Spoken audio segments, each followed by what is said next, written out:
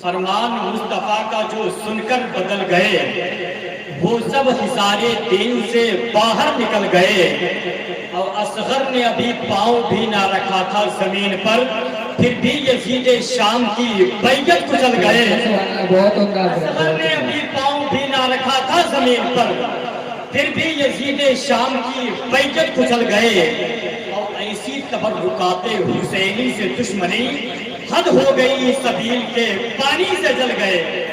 ایسی تبرکات حسینی سے دشمنی حد ہو گئی سبیل کے پانی سے جل گئے۔ ماشاءاللہ بہت ہی عمدہ خطاب مختصر وقت میں حضرت مولانا معراج صاحب قبلہ جامعی سے آپ حضرات نے سماعت کر لیا۔ بس دعا کریں کہ پروردگار عالم ہمیں اور آپ کو ان کی باتوں پر عمل کرنے کی توفیق عطا فرمائے۔ ہمیں اور آپ کو یہ بتا رہے تھے کہ قیامت تک علی کے لال کا فیضان باقی ہے۔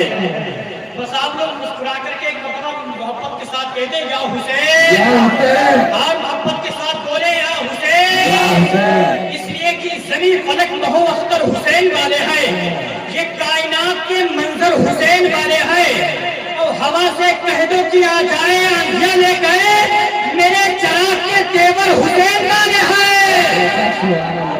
کہہ دو کہ آ جائے آندھیاں لے کر، میرے چراغ کے تیور حسین۔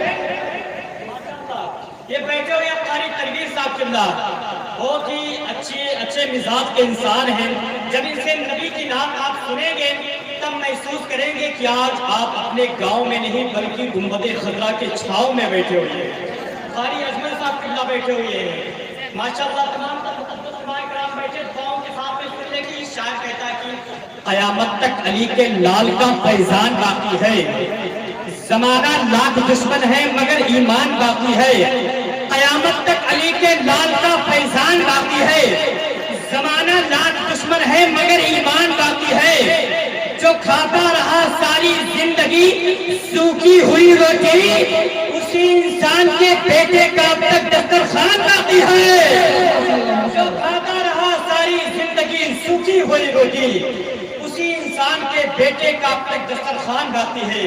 قاری صاحب قبلہ یہ ہمیں اور آپ کو پیغام دے رہے تھے کہ کرب و بلا سے صرف امام حسین کا ایک بیٹا آیا تھا، کرب و بلا سے صرف ایک بیٹا آیا تھا امام زین العابدین کی شکل میں۔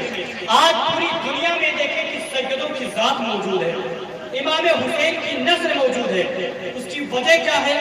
ایک شعر سنا کر کے جا رہا ہوں، انشاءاللہ آپ کا دل کہے گا تو بولیے گا، ورنہ حوالے کریے گا، میں نپٹ لوں گا اس سے، میں نپٹ لوں گا اس سے۔ محبتوں کے ساتھ ہاتھوں کو اٹھا کر بولے یا حسین، اور محبت کے ساتھ یا حسین۔ شاید کہتا ہے کہ قیامت تک علی کے لال کا فیضان باقی ہے، زمانہ لاکھ دشمن ہے مگر ایمان باقی ہے۔ جو کھاتا رہا ساری زندگی سوکھی ہوئی روٹی، اسی انسان کے بیٹے کا اب تک دسترخوان باقی ہے، اسی انسان کے بیٹے کا اب تک دسترخوان باقی ہے۔ اب شاعری یہاں سے اپنا رخ موڑتی ہے اور کہتی ہے کہ ادھر نہ تیر نہ خنجر کمان باقی ہے۔ یہ مقدس علماء، یہ مقدس نظمہ سب مل جائیں گے انشاءاللہ تو خود بات بن جائے گی۔ شاعر کہتا ہے کہ ادھر نہ تیر نہ خنجر کمان باقی ہے، ادھر ہر ایک دہن میں زمان باقی ہے۔ عجیب جنگ ہے یہ جنگ کربلا جس میں ہوا جو قتل وہی خاندان باقی ہے۔ جنگ ہے یہ جنگ کربلا جس میں ہوا جو قتل وہی خاندان باقی ہے۔